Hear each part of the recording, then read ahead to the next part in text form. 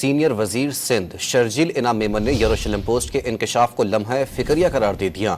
शर्जील मेमन ने यरूशलेम पोस्ट के आर्टिकल पर रद्दअमल दिया कि बानी पीटीआई के ताने बाने सामने आ रहे हैं। इसराइल बानी पीटीआई के इक़्तिदार को अपने लिए मुफीद समझता है। उन्होंने दावा किया कि लंदन मेयर के इलेक्शन में बानी पीटीआई ने पाकिस्तानी निजात शहरी के खिलाफ मुहिम चलाई। सीनियर वजीर सिंध शर्जील इनाम मेमन ने यरूशलेम पोस्ट के इंकशाफ को लम्हा फिक्रिया करार दे दिया।